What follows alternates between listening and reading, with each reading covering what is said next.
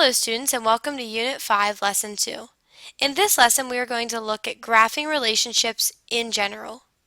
Our essential questions are: how are graphs used to illustrate patterns in relationships, and what types of graphs exist? There are two types. So to review what we've learned about graphing relationships so far, in the introduction you learned that a graph shows many sets of inputs and outputs on a coordinate plane, or many contexts on the coordinate plane. Today we are going to practice graphing real-world relationships on the coordinate plane, but we're only going to do so in general, meaning we're not going to put many number values to our graphs, but rather look at how the relationship changes in general.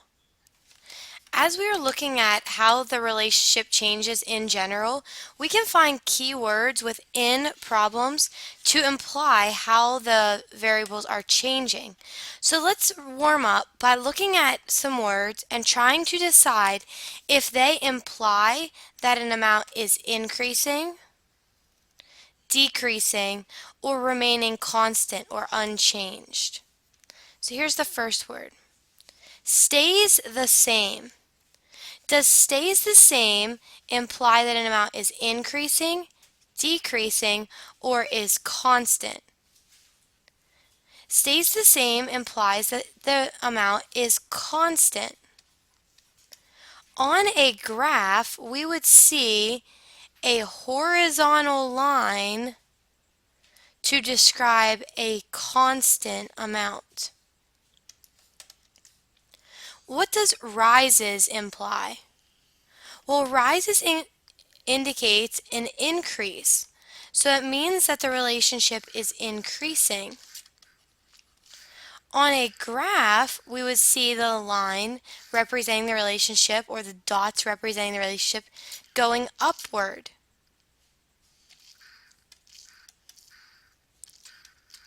What would drops imply? Well, drops would imply a decreasing amount, and on a graph, we would see the pattern going downward.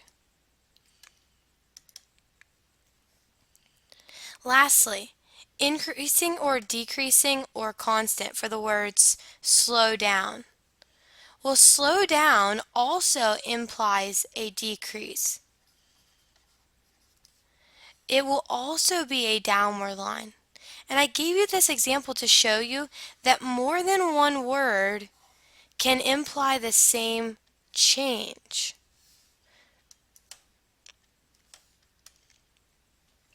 Now, let's try to connect a statement about a car to a graph and see if we can match, based on what we've learned so far, which graph would represent this situation. So which graph shows the car's speed remaining constant? Which one shows a flat line where the speed, which is on the y-axis, is not changing? And the answer is graph C. You can see that the time is increasing because we're going to the right, but that the speed is remaining the same, always having a range of this point right here.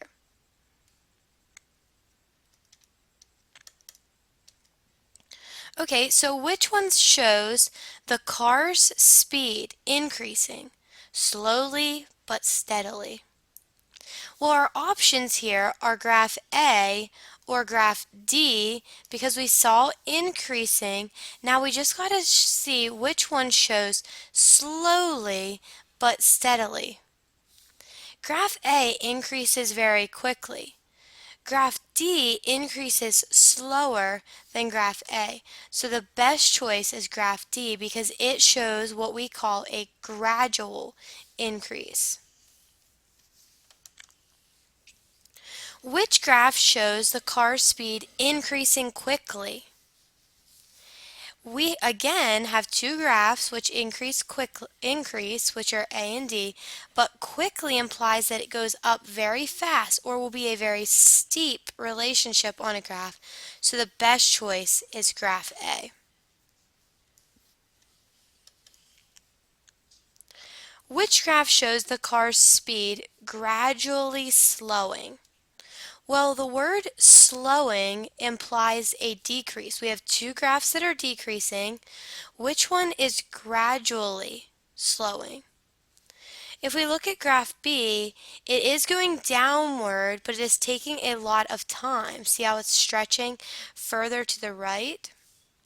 Whereas graph E is decreasing, but is only taking a very small amount of time. So the best answer is graph B because it is a gradual decrease. And last, which car's speed is stopping suddenly? Well, if a car's speed stops, that means it's going down. It's going down very quickly. Suddenly is very quick. So we see here that the speed is dropping very fast. So the best choice is graph E. As we read real world situations, we can start to figure out what the graph will look like based on these ideas. So let's read this situation. Our goal is to think about what two units are being compared and what key words will tell us how the temperature changed. All right, so it says the air temperature was constant for several hours at the beginning of the day and then rose steadily for several hours. It stayed the same temperature for most of the day before dropping sharply down at sundown. Now, what is being compared in this problem? Well, the temperature is always depending on the time of day or the time. So the temperature is our y or our dependent variable and the time is our x, which is our independent variable. So if we want to draw a graph for this, we would label the y-axis temperature. Now remember, today we're just graphing in general, so we don't have Fahrenheit or Celsius. Temperature's fine for today, but as we get more specific with our graphs, you're going to have to tell what type of temperature to make it measurable. And here we're just going to put time. And again, when we make our specific graphs, you would have to say minutes, seconds, hours. Okay? All right, now let's go back and look for the key words that told us how the temperature is changing. So it says the air temperature was constant for several hours at the beginning of the day and then rose steadily for several hours.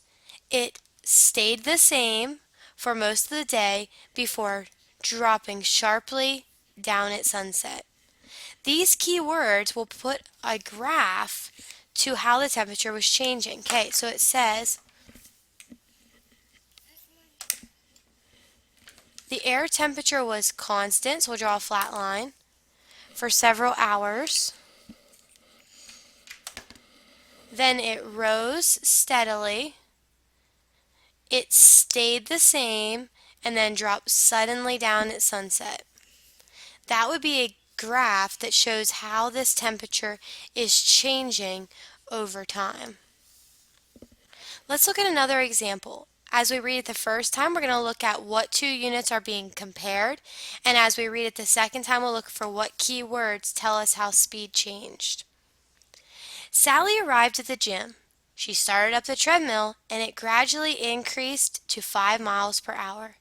She jogged for 5 miles per hour, at 5 miles per hour for a while before increasing her speed to 7 miles per hour.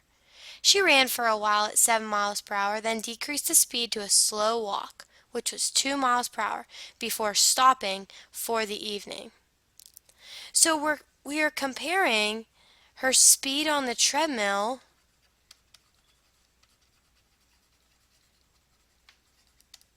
over time. So our speed on the treadmill depends on the time that she's been at the gym. So if we make our graph, we'll label the y-axis speed on the treadmill,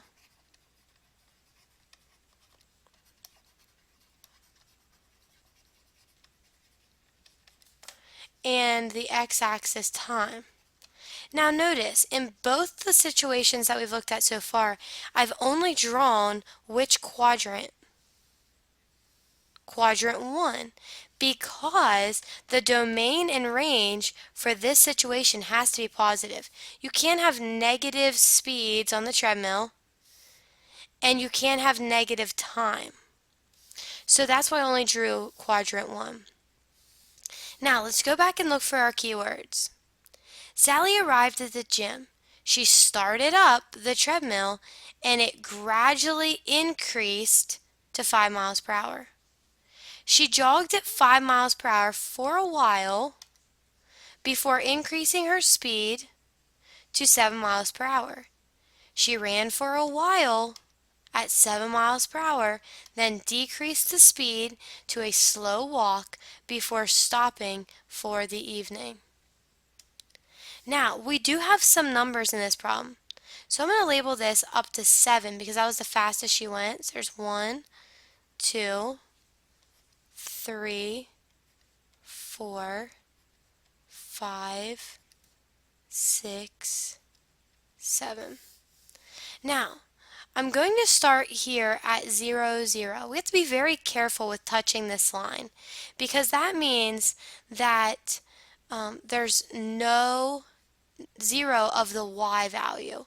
So if we're talking about heartbeat, we don't want it to touch here because then your person would be deceased.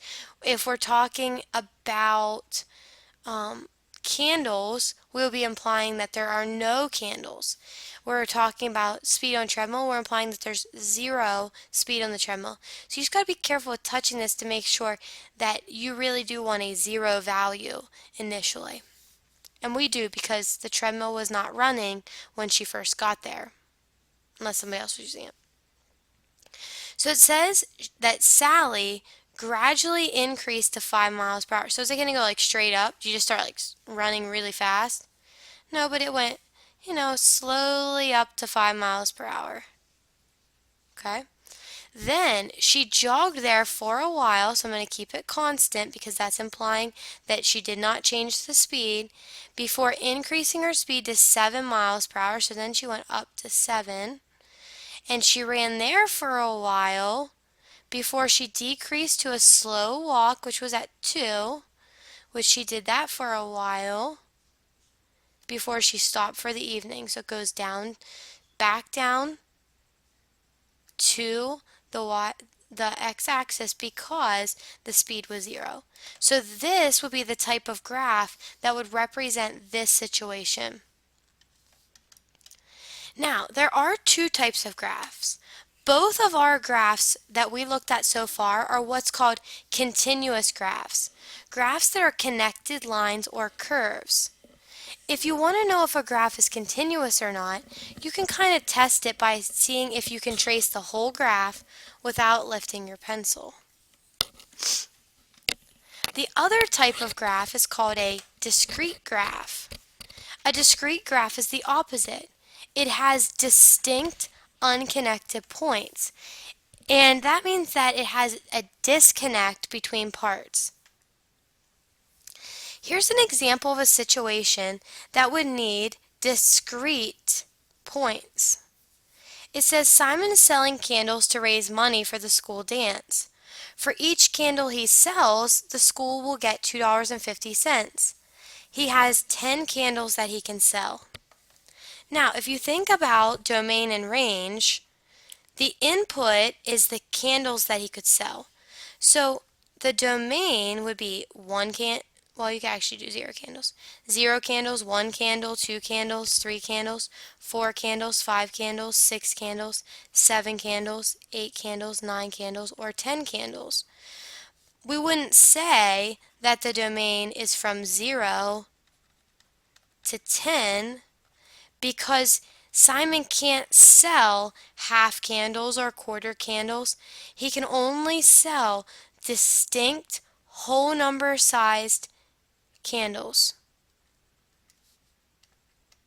That's what makes this graph discrete.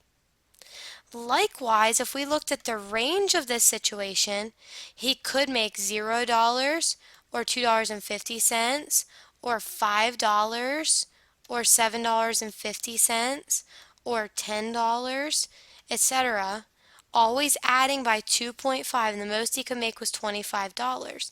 But you can see these are